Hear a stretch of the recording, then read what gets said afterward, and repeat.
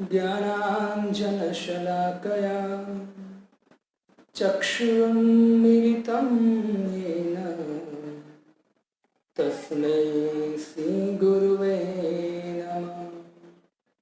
श्रीचैतन्यमनोभीष्टं स्थापितं येन भूतले स्वयं रूप कदा मह्यं ददाति स्वपदान्तिकम्। वन्देऽहं श्रीगुरो श्रीयुतपदकमलं श्रीगुरून् वैष्णवांश्च श्रीरूपं साग्रजातं सहगण रघुनाथान्वितं तं सजीवं साद्वैतं सावधूतं परिजनसहितं कृष्णचैतन्यदेवं श्रीराधा कृष्णपादा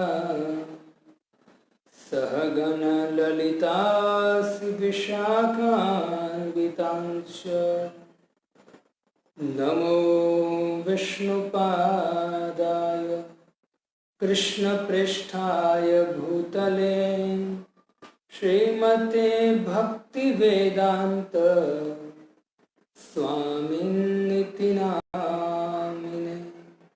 नमस्ते सरस्वती देवे गौरवाणी प्रचारिणे निर्विशेष शून्यवादी पाश्चात्यदेशतारिणे।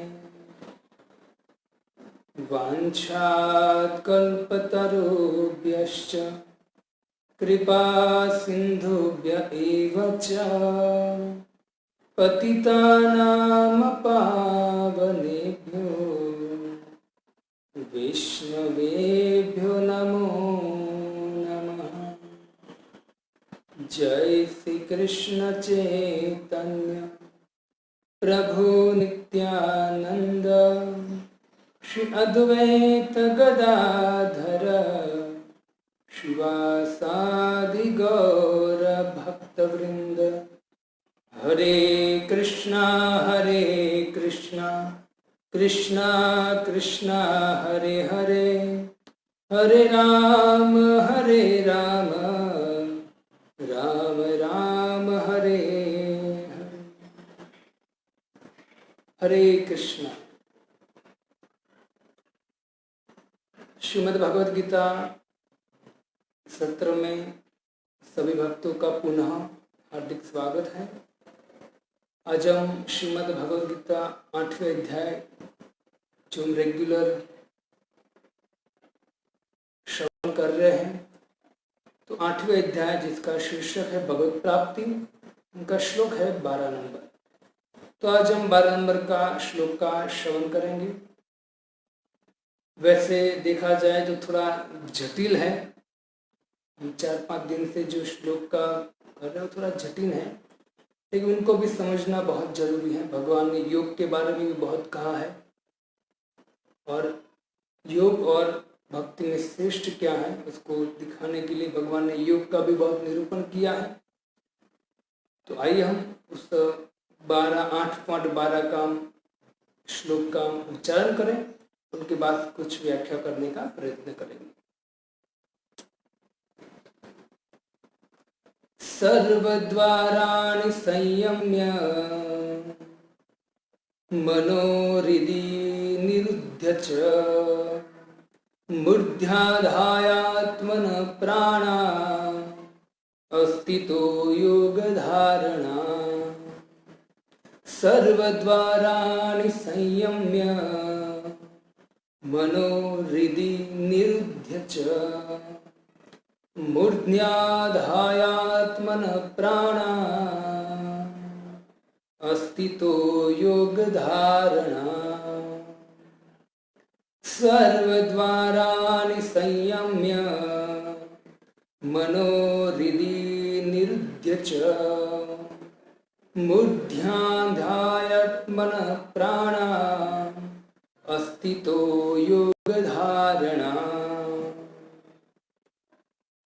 समस्त इंद्रिय क्रियाओं से विरक्ति को योग की स्थिति कहा जाता है।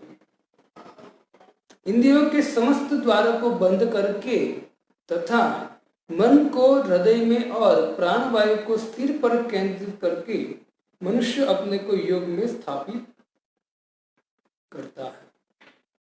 हरे कृष्ण। तो हम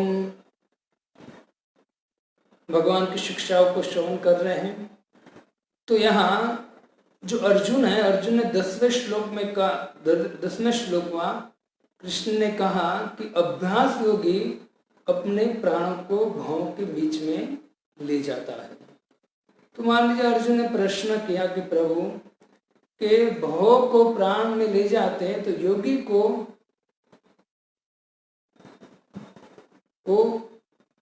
अपने प्राण को अपने शरीर के किस स्थान से निकालता है, अर्जुन ने प्रश्न किया। तो अभी हमने चर्चा किया कि योगी ऊपर तक सिर पर ले जाता है प्राण, लेकिन भगवान ने नहीं बोला है। ये तो हमने बोला है कि भाई सिर तक ले जाता है। अब भगवान बोल रहे हैं इस श्लोक में, और अगले श्लोक में भगवान कहेंगे कि वो फिर मेरे धाम में किस तरह से आता है। तो अर्जुन ने जैसे प्रश्न किया तो ठाकुर जी ने 11वां नंबर के श्लोक में भगवान ने उनको वो जवाब नहीं दिया। भगवान ने और एक कंडीशन रखा। क्या कंडीशन रखा? भगवान कहते उसको ब्रह्मचर्य का पालन करना पड़ेगा। तो सच कोई बात नहीं, चलो ब्रह्मचर्य का पालन करेगा। तो अब तो बताइए, अब वो सिर पर कैसे ले जाएगा अपने, मतलब कहाँ से वो प्राण निकालेगा? तो फिर भी ठाकुर जी यहाँ उसके बाद भी यहाँ 2 कंडीशन और रखते हैं। कौन सी कंडीशन? तो भगवान कहते सर्व द्वारान संयम मनोहृदि निरुद्ध च। उनको अपने इंद्रियों को एकदम कंट्रोल, मतलब जो 9 द्वार है वो 9 द्वार को कंट्रोल करना पड़ेगा। सर्व द्वाराणि संयम।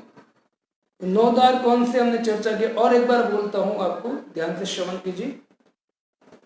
एक तो मल त्यागने का और एक मूत्र त्यागने का, वो 2 द्वार हो गए। दूसरे 2 द्वार है, 2 कान 4 हो गए, 2 आंख 6 हो गए, 2 नासिका 8 हो गए और एक मुख। इन 9 द्वार है। तो भगवान कहते हैं 9 द्वार को उनको बंद करना पड़ेगा। अगर वो बंद नहीं करेगा तो वहां से प्राण निकल जाएंगे। बहुत सतर्क रहकर अपने सभी शक्ति को देकर सतर्क रहकर उसको 9 द्वार को बंद करना पड़ेगा। मतलब भगवान यहाँ कहते हैं कि सर्व द्वाराणि संयम, मतलब वो खुद की समस्त इंद्रियों को कंट्रोल करना पड़ेगा। श्रीमद् भगवद गीता में आप दूसरे अध्याय में देखोगे ना भक्तों, तो 2.35, 2.40 के बाद या 50 के बाद भगवान धीरे धीरे उसी दिशा में ले जाता है कि जब तक कोई व्यक्ति अपने इंद्रियों को कंट्रोल नहीं करता है तब तक वो व्यक्ति भक्ति में आगे नहीं बढ़ सकता।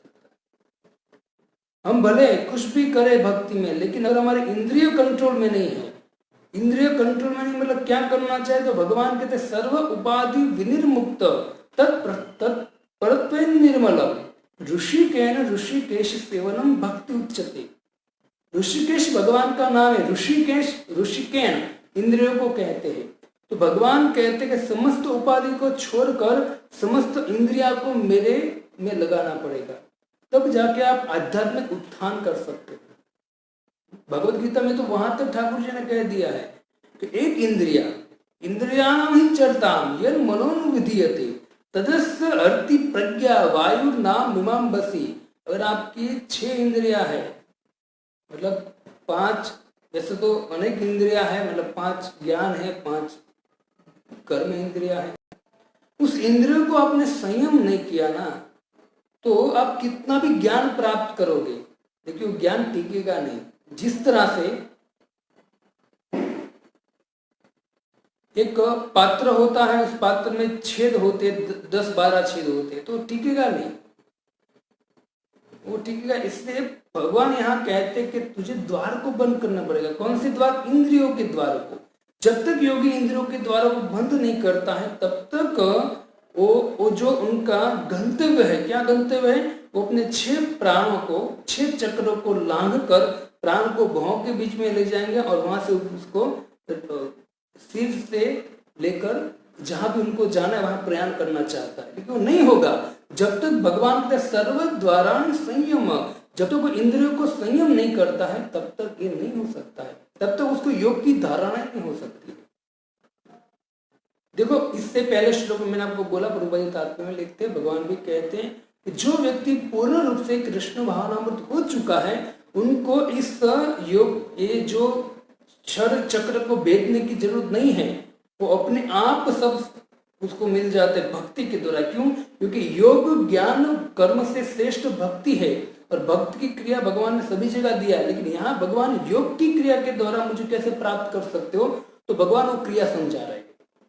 हम समझते कि ध्यान करते, ध्यान योगी भी सर्वश्रेष्ठ है। जब वो भगवान का अंतर में ध्यान करता है तो अंत में वो भगवान का स्मरण करते करते मेरे धाम में आएगा, जो सर्वोच्च सिद्धि है। अगर वो ऐसा नहीं करता है तो योग भी उनका उस काम में आएगा, उसको जो सर्वोच्च सिद्धि वो प्राप्त नहीं करेगा। इससे भगवान यहाँ भगवान कंडीशन रखते कि तेरी इंद्रियों को तुझे कंट्रोल करना बहुत जरूरी है। जैसे भक्तों हम भी भक्ति करते हैं तो हमारे आँख कान, हम संसार की अनेक चीज ऐसी हैं जो कान के द्वारा हम सुनते हैं, चाहे हिंदी गाने हो या कुछ और हो, या हम आँख से कई चीज ऐसी हैं जो हमको दृश्य में आती है, मुख से हम कभी कभी भगवान के विषय में न बोल के कोई और चीज बोलते हैं। लेकिन इंद्रियों को हमको क्या करना चाहिए, समस्त इंद्रियों को भगवान की सेवा में लगाना चाहिए और बस एक ही काम करना चाहिए कि मैं आंखों से भगवान का दर्शन करूंगा, कानों से भगवान की कथा सुनूंगा। जब इस तरह से इंद्रियों को कंट्रोल करने का अभ्यास करेंगे तो अंत समय में जब हमारी मृत्यु आएगी, उस अंत समय समस्त इंद्रिया से हमको एक ही चीज दिखेगी, क्या? वही भगवान। अभ्यास करना पड़ेगा। तो यहाँ भगवान सीधा बोलते हैं कि योगी की प्रक्रिया भगवान तो बता रहे हैं, कहाँ तक पहुंच गए, एंड तक पहुंच गए, जब सीधा मुझे प्राप्त करेगा अगले श्लोक में। लेकिन भगवान फिर भी कहते हैं कि इंद्रिय अगर कंट्रोल नहीं है तो कुछ नहीं होगा। जैसे शौबरी मुनि देख लीजिए आप, विश्वामित्र को देख लिए, 60 हजार साल तक उसने तपस्या ध्यान किया, लेकिन उनकी इंद्रिया कंट्रोल न होने के कारण वो थोड़े से दृश्य देखकर विचलित हो गए। तो ऐसी स्थिति हमारी न हो, इससे भगवान योग के लिए बहुत सावधान कहते हैं।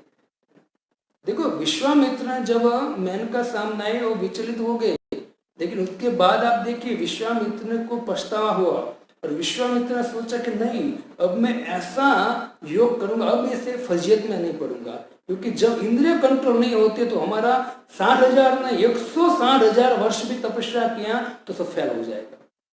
शौबरी ने ऐसे किया, शौबरी मुनि को 50 कन्या से शादी किया, एक कन्या से 100 पुत्र, 5,000 पुत्र थे, रेशन कार्ड के लाइन में लग गए। सोचिए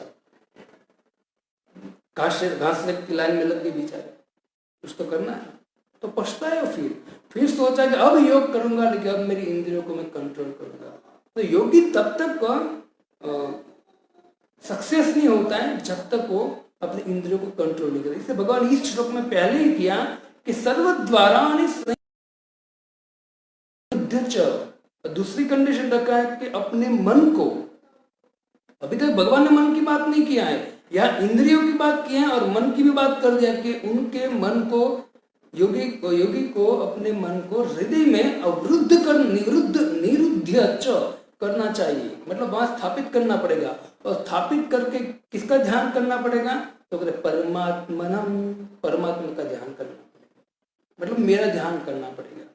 जब तक वो भगवान का ध्यान नहीं करता है, श्रीमद् भागवत में 30वें स्कंद में देवहूति माता को कपिल मुनि कहते हैं कि जो योगी हैं, योगी को चाहिए कि योगी अंत समय में जब वो सिद्धि प्राप्त करना चाहता है, वो अंत में अपने मन को इतना अभ्यास में लगाए कि हृदय में वो भगवान का ध्यान करे। होता है, अभी हम कहते प्रभु जी भगवद गीता में भगवान कहते सर्वस्य चाहम हृदय सन्निविष्टो ईश्वर सर्वभूतानां हृदय से अर्जुन तिष्ठति। श्लोक है, सब भगवान हृदय में रहते हैं।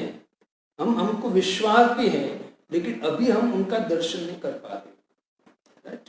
लेकिन जो योगी है जो भक्त है ऐसी स्थिति प्राप्त कर लेता है तब उनको भगवान का दर्शन होता है। तो कपिल भगवान उस योगी के लिए, जो भगवान अभी बात करें, उस योगी जो सिद्धि प्राप्त करने के एंड में है, वो योगी है, उनके लिए भगवान और कपिल भगवान दोनों कहते हैं कि उनको क्या करना चाहिए, भगवान का ध्यान करना चाहिए।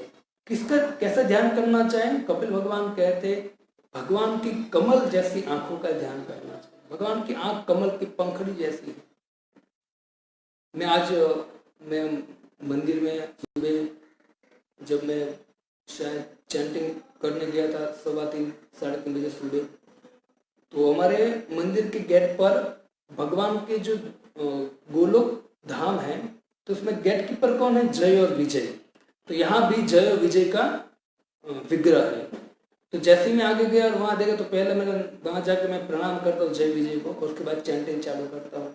तो आज मैं गया और जय विजय के सामने मैंने देखा, तुरंत प्रणाम किया, और उनके सामने देखकर मैंने सोचा कि जय विजय इतने सुंदर दिख रहे हैं, उनकी भी आंखें कमल के पंखड़ी जैसे इतने सुंदर है। आप कभी मीरा रोड आएंगे और आते होंगे तब देख सकते हो, इतने सुंदर है। मैंने सुबह सोचा ये जय विजय, ये पार्षद इतने सुंदर हैं जिसको देखकर हमारा मन आकृष्ट हो जाता है। सोचिए भगवान कितने सुंदर है।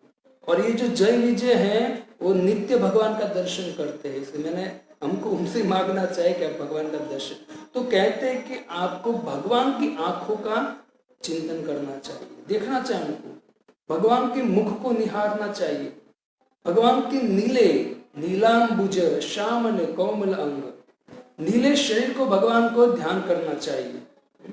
शंख चक्र गदा पद्म जो भगवान धारण करते, शंख चक्र गदा पद्म, उसका ध्यान करना चाहिए। चतुर्भुज का ध्यान करना चाहिए। पीतांबर भगवान पहनते, पीतांबर का ध्यान करना चाहिए। भगवान के वक्षस्थल में सी वत्स लक्ष्मी का चिन्ह है, उसको ध्यान करना चाहिए। गले में कौस्तुभ मणि भगवान पहनते, उसका ध्यान करना चाहिए। और भगवान मणियों की माला पहनते, मुकुट पहनते हैं, और चरण में नुपुर पहनते हैं, वैजंती माला पहनते हैं। तो ये जो कपिल भगवान है, वो कपिल भगवान के योगी जो है, वो मन को अभ्यास किया है, तो उनको चाहिए कि अंत में मन को कहीं मत लेना चाहिए, कोई इंद्रिय पर न ले जाए, मन को सिर्फ हृदय में स्थिर करें जहाँ भगवान है।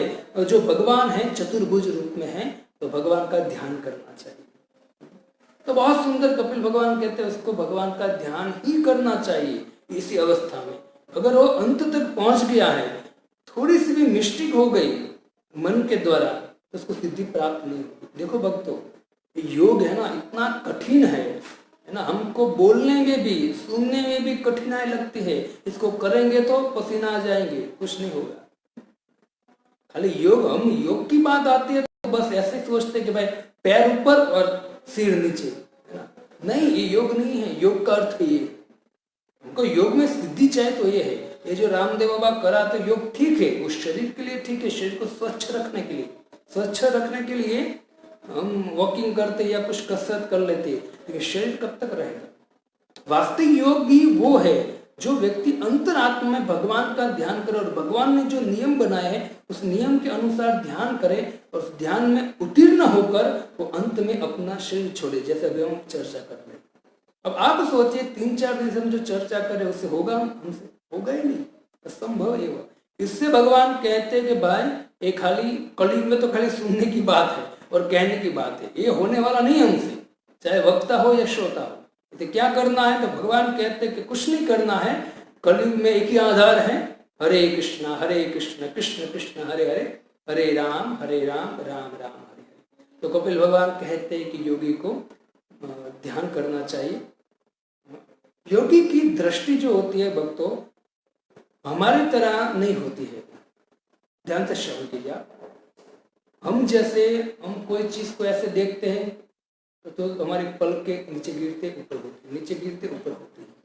लेकिन जो योगी होता है, वो कपिल भगवान कहते हैं कि योगी जैसे ही अंदर परमात्मा का ध्यान करता है ना, तो उसकी आंखें बंद भी नहीं होनी चाहिए और खुली भी नहीं होनी चाहिए।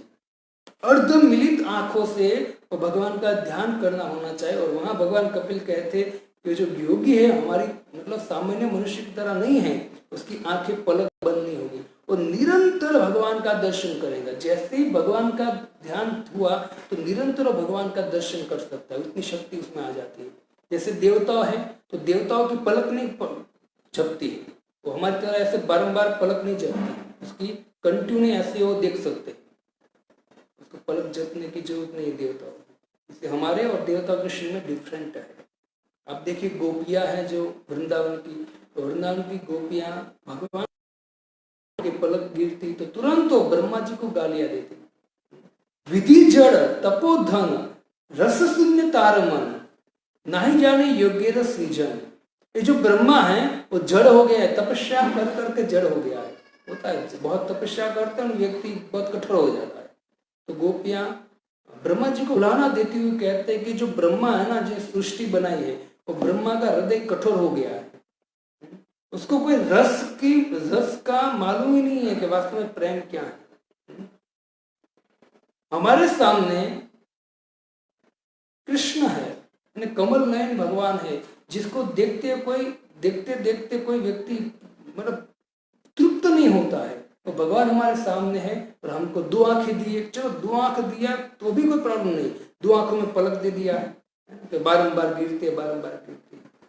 तो गोपियां ब्रह्मा जी को गालियां देती है, क्यों? क्योंकि भगवान सामने है और हमको ये दो आंख और पलक दिया है। तो जिसके सामने भगवान है उनको अच्छा नहीं लगता है। कभी कभी होता है ऐसा, हम बहुत अच्छी चीज होती है तो हम देखते हैं और अचानक बीच में कोई आ जाते हैं तो है ना, हम तो गुस्से हो जाते हैं, उसको चल हट यहाँ से, ऐसा बोलते हैं कि तो नहीं, ऐसा होता है। हम कोई अच्छी चीज देखते हैं तल्लीन हो जाते हैं, और अच्छा फिल्म होता है वो भी हम देखते हैं तो ऐसा सीन आता है अचानक कोई बीच में आ गया थिएटर में और खड़ा रह गया, तो हम क्या बोलेंगे? हम या तो ऐसे हो जाएंगे, ऐसे हो जाएंगे, उसको बोलेंगे भाई साइड में चला जा। इतना आतुर हो जाते हैं। जो सामान्य भौतिक है, जो नश्वर है, जो हमको वो जो एक क्या बोलते हैं, एक नाटक कर रहे होते हैं, फिर भी उनको भी देखने के लिए हम लालच रहते। विचार कीजिए जब भगवान सामने होंगे, भगवान का दर्शन करते होंगे, तब क्या होगा?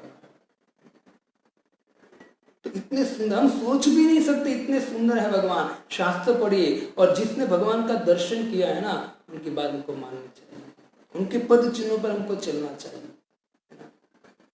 संत तो कहते हैं कि सुंदर तो एक श्याम सुंदर है, बाकी तो इस जीवन में इस संसार में सब छछुंदर है।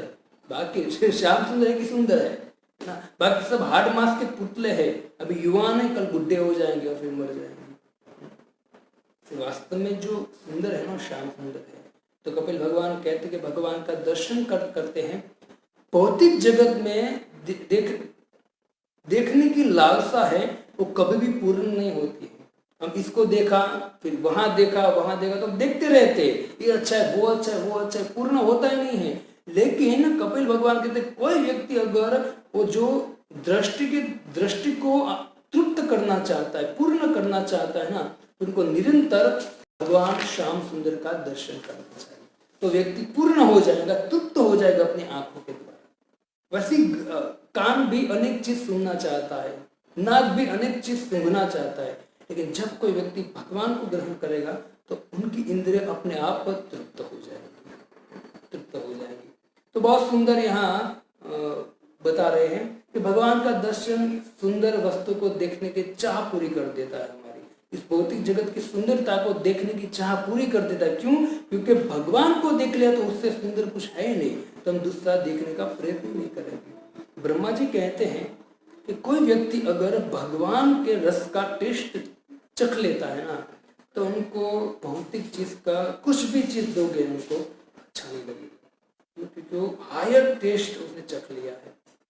आज मैं भक्ति प्रेमचंद्र का पढ़ रहा था, तो उसमें नरोत्तम दास ठाकुर रूप गोस्वामी और सनातन गोस्वामी के विषय में बहुत सुंदर चर्चा कर रहे थे कि वास्तव में कौन सा रस उनको देने आया है।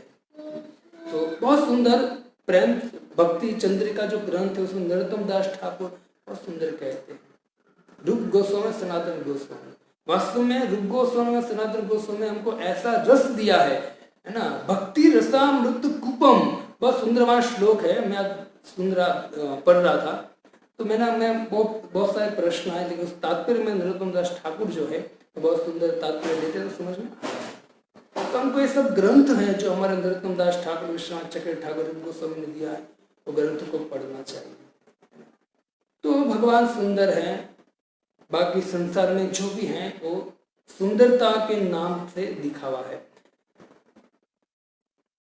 एक भक्त थे धनुर्दास।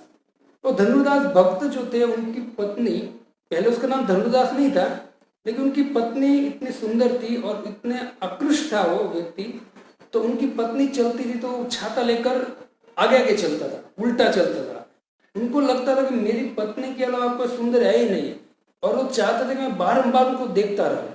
तो छाता लेकर वो पीछे पीछे चलता, मतलब आगे उल्टा चलता था और अपनी पत्नी को देखता रहता था। जैसे हनुमान जी ने सूर्य से भरद्वाज ने, उन दोनों ने 12 हजार साल तक शिक्षा लिया सूर्य से, तो कैसे उल्टा चलकर, हनुमान जी ने भी और भरद्वाज मुनि ने भी। तो इस तरह से ये भी उल्टा चलकर वो अपनी पत्नी से सुंदरता सुंदरता देख रहा था।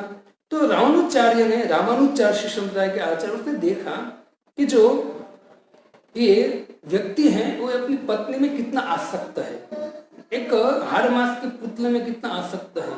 तुरंत धनुर्दास जो थे उनको रामानुजाचार्य ने बुलाया और बोला कि तू तेरी पत्नी को क्यों देखता रहता है। तो उसने बोला कि मेरी पत्नी से सुंदर मुझे कोई दिखता ही नहीं, इतना आसक्त था अपनी पत्नी पर। रामानुजाचार्य ने बोला कि इससे भी कोई सुंदर हो तो बोला इससे भी सुंदर को हो ही नहीं सकता। अगर कोई इससे सुंदर होगा मेरी पत्नी से, तो मैं मेरी पत्नी को छोड़ दूंगा, उनको ही देखूंगा। रामानुजाचार्य तुरंत ले गए उनको श्रीरंगम मंदिर में, और भगवान विष्णु का विग्रह है। रामानुजाचार्य ने प्रणाम किया भगवान को, प्रार्थना किया कि प्रभु इसको आप अपना रूप दिखाए। देखो, भक्त प्रार्थना करते हैं तो भक्त की बात भगवान मानते हैं। तो कहा जाता है कि भगवान ने, जैसे धनुर्दास ने दृष्टि डाली तो भगवान ने अपना स्वरूप धनुर्दास को दिखाया। उसके बाद कहा जाता है धनुर्दास फिर अपनी पत्नी को छोड़ दिया और मंदिर में ही रहते थे। तो भगवान की ऐसी सुंदरता। राम के विषय में भी हम देखेंगे, जब खरदूषण राम के सामने युद्ध करने आए तो राम को देखकर इतने आकृष्ट हो गए कमल नयन को, तो बोले इसको पकड़ के ले जाते हैं, वहां जगह हम शोरूम में रखेंगे उनको, इतने सुंदर है, इसको देखते रहेंगे। वो भी आकृष्ट हो गए, चाहे असुर हो या कोई देवता हो, भगवान को देखेगा तो आकृष्ट हो जाए। क्यों? क्योंकि भगवान की सुंदरता के सामने कोई नहीं टिक पाएगा। हम जो भी संसार में, जो भी फिल्म इंडस्ट्री में जो भी सुंदरता देखते हैं वो खाली मेकअप के द्वारा दिखता है, क्योंकि 50 साल 70 साल के बाद आपको पता चलेगा। इसे भगवान सुंदर है। और भगवान यहाँ योगी को ध्यान करने के लिए बोल रहे, मन को शांत करने के बोल रहे, लेकिन भगवान निर्विशेष का ध्यान करने को नहीं बोल रहे। कहते हैं कि अंतर आत्मा में मेरा आप ध्यान करो, क्योंकि निर्विशेष का जो व्यक्ति ध्यान, मतलब निराकार का ध्यान करता है भक्तों, हर एक व्यक्ति को एक चीज चाहिए, कॉमन है। क्या है? सबको प्रेम चाहिए। रात दिन दौड़ रहा है, क्यों? प्रेम चाहिए। जब व्यक्ति इस जीवन से उब जाता है तो उनको लगता है कि मैं भाई यहाँ से जाना चाहता हूँ, मुक्त होना चाहता हूँ। देखिए, मुक्त होगा और वो निराकार का ध्यान कर रहा है। देखिए, वो मुक्त क्यों होना चाहता है? क्योंकि यहाँ उसको प्रेम नहीं मिलता है, इसलिए यहाँ से मुक्त होना चाहता है, जाना चाहता है। तो निराकार का ध्यान करने के बाद भी भक्तों वहां वो अकेला ही रहेगा। ज्योति है, ज्योति का ध्यान रहेगा, वहां अकेला रहेगा। तो प्रेम करना है तो दो व्यक्ति चाहिए, आदान प्रदान होना चाहिए। तो निर्विशेष जो शून्यवाद का ज्ञान है उसमें कोई आदान प्रदान है ही नहीं, तो वहां जाकर कुछ नहीं करने वाला है। इसलिए भगवान प्रभुपाद जी भी कहते, भगवान भी कहते कि उसका पुनः यहाँ वापस आना होता है, या तो फिर इसी जीवन में वो व्यक्ति फुल डाउन हो जाता है। क्योंकि प्रेम दो व्यक्ति के द्वारा होता है, आदान प्रदान के द्वारा। इसे भगवान कहते कि प्रेम शब्द मेरे साथ ही कनेक्ट होता है। आप मेरे साथ मुझे प्रेम करो, आपको मैं आदान प्रदान करूंगा और दिव्य रस में प्रदान करूंगा। तो भगवान यहाँ बहुत सुंदर कहते हैं। भगवान श्री कृष्ण जो है वो कहते कि जो व्यक्ति हृदय में मैं रहता हूँ, अभक्त जो होता है उसके लिए भगवान मौन है, और भक्त के लिए भगवान एक्टिव है ना। उपदृष्टांत अनुमंता, भर्ता भोक्ता महेश्वर भगवान है, लेकिन जो व्यक्ति अभक्त है उसके लिए भगवान खाली एक्टिव नहीं है, क्या है? साक्षी के रूप में है। लेकिन जो भक्त है उसके लिए भगवान तो एक्टिव है। भगवान है सम्मोह, लेकिन फिर भी भगवान एक्टिव रहेंगे। क्यों? क्योंकि वो विशेष रूप से प्रेम करता है। तो यहाँ कहते सर्वद्वारा संयम मनोहृदय निवृत्ति, कि उनको मन को हृदय में मेरा ध्यान करना चाहिए। फिर है मूर्धना ध्यायात्म प्राण, फिर जाके वो व्यक्ति को अपने प्राण को कहाँ लाना चाहिए, तो कहते अपने प्राण को शीर्ष में स्थापित करना चाहिए। अब उसने यहाँ तक तो ले लिया था, भावों के बीच में तो ले लिया था, लेकिन भगवान यहाँ कंडीशन रखते कि अभी ऊपर जाने से पहले, प्राण को ऊपर लेने से पहले तुझे क्या करना पड़ेगा, तेरे मन को और तेरी इंद्रिय दोनों को संयम रखना पड़ेगा, क्योंकि अब लास्ट स्टेज है ना। हम कहते हैं ना, कोई मरने को आता है तो कहते हैं लास्ट स्टेज पे है, सब सगा संबंधी को बुला लो। ऐसे भगवान यहाँ योगी को कहते हैं कि लास्ट स्टेज है भाई, इससे थोड़ी सी भी गलती मत करना वरना वापस नीचे आएगा। भगवान यहाँ सावधान करता है कि मन को मेरे में और इंद्रियों को कंट्रोल, मतलब इंद्रिय द्वारा को कंट्रोल करोगे वो दोनों आप, क्योंकि दो चीज बहुत मुख्य चीज है, तो इंद्रिय किसके द्वारा चलते, मन के द्वारा। अगर मन को ही भगवान में लगा दिया तो इंद्रिय हिलेगी नहीं, है ना। बहुत सुंदर भगवान कहते हैं, तो तुरंत यहाँ भगवान कहते हैं कि शीर्ष में स्थापित करना है आपको। ये दो चीज कर कर आपको प्राण को ऊपर उठाकर शीर्ष पे स्थापित करना। अगले श्लोक में भगवान कहेंगे अब उसको तुझे निकालना है।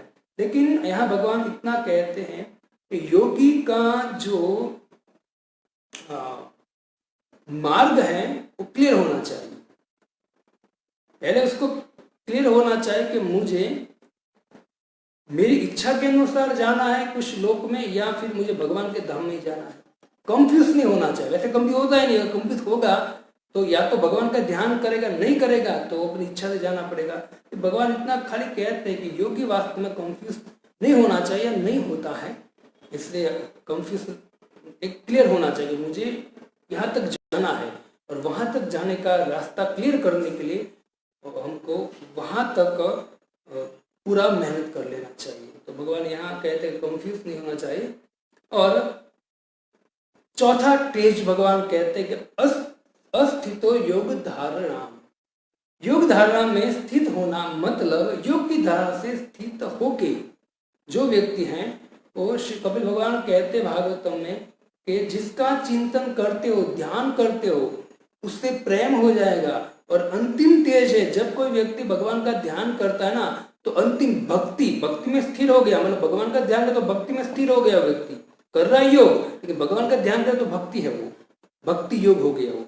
तो कहते कपिल भगवान के जैसे हो भगवान का ध्यान करने लगे तो आखिरी तेज क्या है, तो कहते हैं कि उसके अंदर भगवान में प्रेम प्रकट होने लगेगा और धीरे धीरे धीरे वो भगवान की सेवा करने की इच्छा करेगा। आप संसार में भी देखिए, सामान्य संसार में भी भक्तों, जब कोई व्यक्ति कोई स्त्री से या कोई पुरुष से प्रेम करता है तो प्रेम उससे बहुत चाहता है, मित्र है मेरा, मेरे पिता है, एक बीवी है, बहुत चाहता है। तो जिसको भी चाहता है उसकी सेवा करने की इच्छा होती है। माने कोई दो फ्रेंड है, तो दोनों फ्रेंड बहुत अच्छी तरह क्लोज रिलेशन है उनके, तो फिर एक फ्रेंड जब फोन करेगा कि मुझे काम है, तुरंत वो करेगा। क्यों? क्योंकि उससे प्रेम करता है, तो सेवा करने की इच्छा रहेगा उनका, तुरंत सेवा करेगा। तो यहाँ भगवान वही समझाते, जब कोई व्यक्ति अंतर आत्मा में मेरा ध्यान करता है, मेरा स्वरूप का ध्यान करता है, तो धीरे धीरे मेरी कृपा से तुरंत उसमें सेवा की इच्छा जागृत हो जाएगी। भक्ति मीन्स क्या है? भक्ति मीन्स भगवान का ध्यान, चिंतन, नाम, मनन करना। जब व्यक्ति ऐसा करते तो प्रेम प्रकट होता है और अंतिम लास्ट है भगवान की सेवा करने की, प्रेम पूर्वक सेवा करने की इच्छा जागृत होती है। इसे यहाँ कहते हैं कि योग ध्यान की आवश्यकता तब तक है जब तक व्यक्ति शुद्ध भक्ति में स्थित नहीं होता है। जैसे शुद्ध भक्ति में स्थित हो जाएगा तो तुरंत सेवा का भाव आ जाएगा, इसको बोलते हैं भक्ति का उपला स्टेज, है ना। जब यह पूर्णता की प्रभुपाद जी कहते हैं यह पूर्णता की अवस्था है, कृष्ण चेतना कहलाती, इसको बोलते कृष्ण चेतना, कृष्ण भावनामृत, इसको कहते हैं पूर्ण कृष्ण भावनामृत। अब अगले श्लोक में सीधा भगवान कहेंगे अब ये व्यक्ति, ये योगी को मेरे धाम में वो प्रवेश करेगा। लेकिन भगवान अब कहते, प्रभुपाद जी अब कहते एक पूर्णता की अवस्था है। मतलब कैसे पूर्णता की अवस्था है? तो जब तक वो योगी अपने मन से हृदय में मेरा ध्यान नहीं करेगा, मेरा चिंतन नहीं करेगा, मेरे रूपों का ध्यान नहीं करेगा ना, तब तक वो व्यक्ति पूर्ण नहीं है। क्योंकि वो अभी कर रहा है ध्यान, योगी ध्यान कर रहा है मेरा, और इंद्रियों को भी कंट्रोल कर लिया, मन को भी कंट्रोल कर लिया और मेरे में लगा दिया है। अब योगी को बस, अब योगी हो गया, कंप्लीट, अब वो अपने सिर से प्राण को निकालकर वो मेरे धाम में आ सकता है। तो अभी पूर्णता हो गई। तो यहाँ पर रूपा जी कहते कि पूर्ण अवस्था है, मतलब वो जो योगी हैं वो कृष्ण भावनामृत योगी हो गया, वो पूर्णता को प्राप्त हो गया। अब उसमें सेवा प्रकट हो जाएगी, क्योंकि भगवान के धाम में जाने के बाद भी करना क्या है, सेवा ही करनी। जैसे यहाँ जो हम करते हैं वो प्रैक्टिस कर रहे हैं, और वहां जाके करना क्या है, सेवा ही करना है। प्रभुपाद जी आगे एक अंतिम लाइन कहते हैं, जब मन भगवान में, तो भगवान का मन, जब भगवान में मन लगता है तो मन भगवान का हो जाता है। लेकिन जब कोई व्यक्ति भौतिक संसार में जीवन जीता है तब 3 गुणों के द्वारा उसका मन विचलित रहता है ना। इसलिए उस मन को दुख, चिंता, उपाधि कहाँ रहते, मन में रहती है। तो उस मन को ऊपर उठाने के लिए प्रभुपाद जी कहते हैं कि योग तक आना बहुत जरूरी है। और कलयुग में योग मतलब जुड़ना, मतलब कलयुग में प्रभुपाद जी कहते हैं कलयुग में जुड़ने के लिए आप भगवान के नाम से जुड़ो, भगवान की कथा से जुड़ो, भगवान के भक्त संतों से जुड़ो। जब उनके संग में रहोगे, हरिनाम कथा करते रहोगे, निश्चित धीरे धीरे धीरे भक्ति के स्तर पर योग की स्थिति आपको प्राप्त हो जाएगी। और ऐसा नहीं है कि जो भगवान अभी योग सिखा रहे वो आपको करना है, वो कलयुग में असंभव है। लेकिन जो भक्त, हमको पूर्ण कृष्ण भावनामृत होना है। जैसे अभी एक योगी हो गया पूर्ण कृष्ण भावनामृत, लेकिन ये स्थिति हमारी नहीं है। हम कलयुग में इस स्थिति को प्राप्त कभी नहीं कर सकते। ये स्थिति बहुत भयंकर वाली, हम थोड़ा सा भी उसको पालन नहीं कर सकते।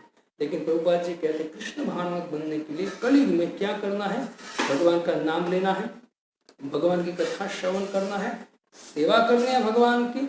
और ऐसे करते करते भक्तों के संग में निश्चित पूर्ण रूप से कृष्ण भावनामृत हो जाएंगे। और ये योगी अभी इतनी कठिनाई से मेरे धाम में आ रहा है, आप खाली चैंटिंग, डांसिंग, फेस्टिंग, कीर्तन करते करते, साधु का संग करते करते पूर्ण कृष्ण भावनामृत बन सकते हो। अपने मन को मुझ में लगाकर मेरे धाम में आप आ सकते हो। तो इस तरह से प्रभुपाद जी कृष्ण भावनामृत में पूर्णता समझाते हुए कहते भक्ति ही सर्वश्रेष्ठ है, चाहे योगी हो और चाहे ज्ञानी हो और चाहे कोई कर्मी हो। अंत में तो उसको भक्ति की स्थिति पर पहुंचेगा, तब जाके वो मेरे धाम को प्राप्त करेगा। तो इस तरह से आप समझ सकते हो कि योगी है, उसने इतना मेहनत किया, षट चक्र भेदन किया, 9 द्वारों को बंद किया, लेकिन अंत में जब तक भगवान के मेरा ध्यान नहीं करेगा, मेरा स्मरण नहीं करेगा, तब तक योगी पूर्णता मतलब मेरे धाम को प्राप्त नहीं करेगा। अभी इसने ये श्लोक के द्वारा भगवान ने पूर्णता, अभी अगले श्लोक में 13वें श्लोक में भगवान तुरंत कहेंगे कि अब वो योगी सीधा मेरे धाम में आएगा। और योगी किस तरह से मेरे धाम में आएगा उसका भी वर्णन श्लोक करेंगे 13। और 13 श्लोक के बाद फिर हम थोड़ा भक्ति योग के द्वारा फिर श्लोक अच्छे हैं जो आपको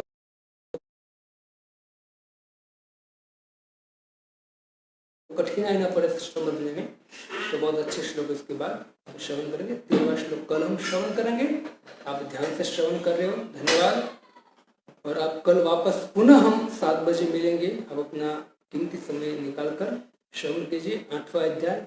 हम बहुत बार विचार करते हैं कि हम भगवद गीता पूरी पढ़ना चाहते हैं, लेकिन अमुक शब्द नहीं समझ में आता। लेकिन अभी आपको मौका है कि एक शब्द के द्वारा आपको व्याख्या करने का प्रयत्न कर रहा हूँ, तो आप ट्राई कीजिए समझने का।